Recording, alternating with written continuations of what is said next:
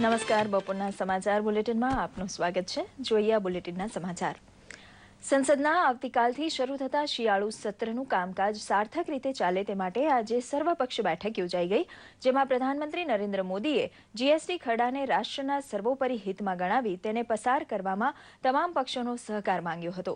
સંસદ સમક્ષ લાંબા સમયથી પેન્ડિંગ રહેલા 38 ખરડાનો સર્વસંમતિ વડે ઉકેલ લાવવાની ભલામણ કરતા સંસદીય કાર્યમંત્રી વેંકૈયા નાયડુએ કહ્યું હતું કે રાષ્ટ્રની પ્રગતિ માટેના સંસદીય કામકાજમાં રાજકીય વિરોધ વચ્ચે લાવવા હિતાવહ નથી. અસહિષ્ણુતાના નામે ચાલતી પ્રવૃત્તિ સાથે સરકારને કોઈ લેવાદેવા નહીં હોવાની પણ તેમણે ચોખવટ કરી હતી અને કાયદો વ્યવસ્થા રાજ્યને હસ્તક હોવાનું કહ્યું હતું. જમ્મુ કાશ્મીરમાં અંકુશ રેખા નજીક તંગધાર સેક્ટરમાં ત્રાસવાદીઓ અને લશ્કરી કુમક વચ્ચે થયેલી ભારે અથડામણમાં 3 ત્રાસવાદીઓ અને 1 નાગરિકનું મોત થયાના અહેવાલ છે. કાલસુરી ધાર ઉપર આવેલા આર્મી કેમ્પ ઉપર ત્રાસવાદી હુમલો થતાં સજ્જડ પ્રતિકારમાં એક લશ્કરી અધિકારી ઘવાયા હતા, છતાં 3 હુમલાખોરને ઢાળી દેવાયા હતા. ત્રાસવાદી સંગઠન જૈશ-એ-મોહમ્મદ દ્વારા આ હુમલાની જવાબદારી સ્વીકારવામાં આવી છે. ગુજરાતના પ્રસિદ્ધ યાત્રાધામ અંબાજી મંદિરને બોમ્બથી ઉડાવી દેવાનો ધમકીભર્યો પત્ર મળતા પોલીસ તંત્રમાં દોડધામ મચી ગઈ છે. દેવ દિવાળી નિમિત્તે મંદિરમાં દર્શનાર્થીઓના ભારે ધસારા સમયે જ મંદિરમાં માનવ બોમ્બ ઘૂસ્યો હોવાની અને અંધાધૂંધ ગોળીબાર કરશે તેવી ધમકી મળતા ગઈ મોડી રાત્રે પોલીસ કાફલો મંદિરમાં ધસી આવ્યો હતો અને સઘન તપાસ હાથ ધરી હતી. જોકે કોઈ પણ જાતની જોખમી કે શંકાસ્પદ વસ્તુ નહીં મળવાથી સૌએ રાહતનો શ્વાસ લીધો હતો. પત્રમાં ઈડરના જૈન દેરાસર, એસટી ડેપો તથા શામળાજી મંદિરમાં પણ બોમ્બ મુકાયા હોવાનો ઉલ્લેખ છે. પત્ર જેહાદ સિમી ઇન્ડિયન મુજાહિદ્દીનના નામથી લખાયેલો છે. આગામી 29 નવેમ્બરે આણંદ જિલ્લા પંચાયતની ચૂંટણી માટે હાલ પ્રચાર પૂરજોશમાં ચાલી રહ્યો છે. આણંદ જિલ્લાની તમામ 42 બેઠકો ઉપર ભાજપ અને કોંગ્રેસે પોતાના ઉમેદવારો ઊભા રાખ્યા છે. ભાજપ, કોંગ્રેસ અને 13 અપક્ષો સહિત કુલ 98 ઉમેદવારો જિલ્લા પંચાયતની ચૂંટણીમાં મેદાનમાં ઉતર્યા છે.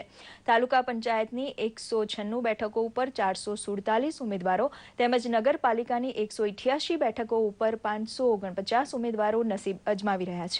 જે અંગે એક પત્રકાર પરિષદને સંબોધતા કલેક્ટર ડોક્ટર ધવલ પટેલે પોલીસ અધિક્ષક અશોક કુમાર યાદવ તથા આરડીસી બી.એમ. વિરાણીએ શાંતિપૂર્ણ માહોલમાં ચૂંટણી યોજાશે તેવી વાત કરી હતી. જિલ્લા તાલુકાઓમાં 10,77,162 મતદારો તેમજ નગરપાલિકાઓમાં 3,31,450 મતદારો મતાધિકારનો ઉપયોગ કરશે.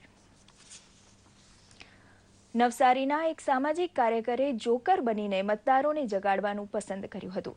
નવસારી જિલ્લામાં આગામી દિવસોમાં સ્થાનિક સ્વરાજની ચૂંટણીઓ યોજાઈ રહી છે, ત્યારે વધુને વધુ લોકો મતદાન કરતા થાય તે માટે જિલ્લા વહીવટીતંત્રએ મતદાર જાગૃતિ માટે જોકરના પાત્રનો ઉપયોગ કરાયો છે.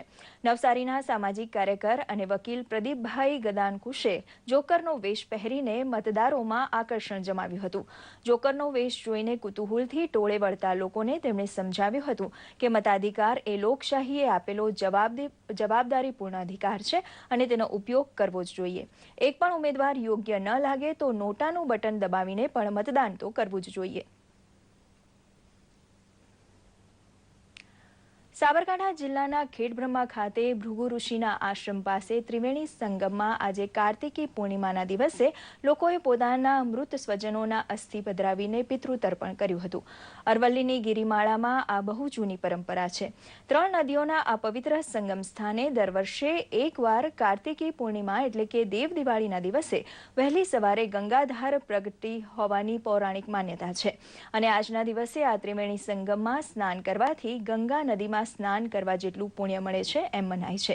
ખેડબ્રહ્માના અંબાજી માતાના મંદિરમાં આજે દેવ દિવાળી નિમિત્તે 156 ભોગનો ભવ્ય અન્નકૂટ ધરાવાયો હતો, જેના દર્શનાર્થે સવારથી શ્રદ્ધાળુઓ ઉમટ્યા હતા.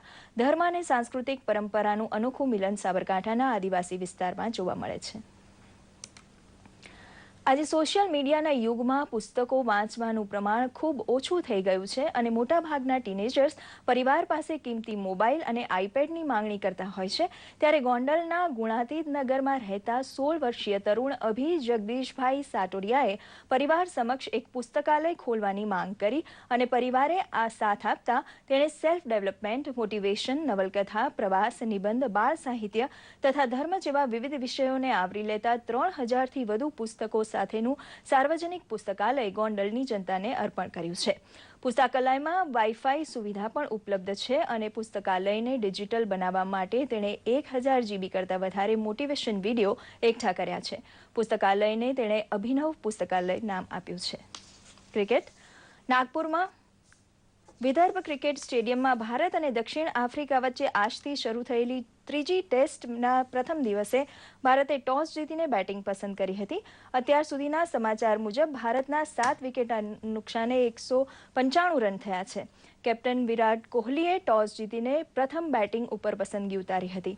મુરલી વિજય તથા શિખર ધવને ભારત તરફથી સારી શરૂઆત કરી હતી, પરંતુ ભારતનો સ્કોર 50 રનનો હતો ત્યારે શિખર ધવનને એલ્ગને આઉટ કર્યો હતો. મોકટેલે મુરલી વિજયને 40 રને LBW આઉટ કર્યો હતો. લંચ બ્રેક બાદ ભારતે પુજારા તથા રહાણેની વિકેટ પણ ફટાફટ ગુમાવી હતી. તો આ સાથે આ સમાચાર બુલેટિન સમાપ્ત કરીએ છીએ. નમસ્કાર.